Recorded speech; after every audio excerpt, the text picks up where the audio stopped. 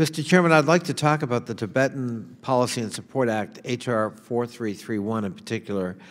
This past August, I traveled to Dharamsala, India, with the House Democracy Partnership, where we met with His Holiness the Dalai Lama for several hours, as well as officials from the Tibetan government in exile, the Central Tibetan Administration.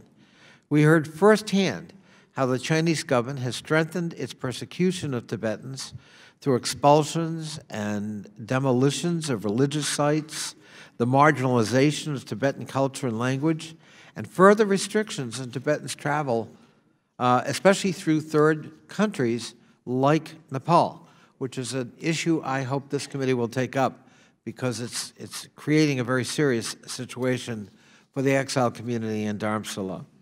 I'm proud to be a co-sponsor of H.R. 4331, the Tibetan Policy and Support Act, to update and strengthen the Tibetan Policy Act of 2002.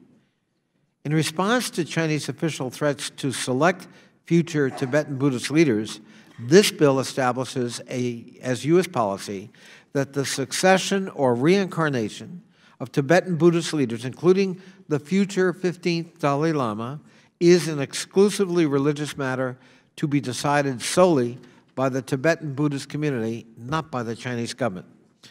I think that's a very important assertion by this committee and by this Congress, and is a strong symbol of support for the Tibetan people, and I hope a source of warning to the Chinese government not to interfere with such an important process. I believe reinforcing and supporting the goals and aspirations of an entire ethnic population, the Tibetan people, is a very important value for this committee and ultimately the Congress to support and reassert. And I thank the authors for bringing this bill before us.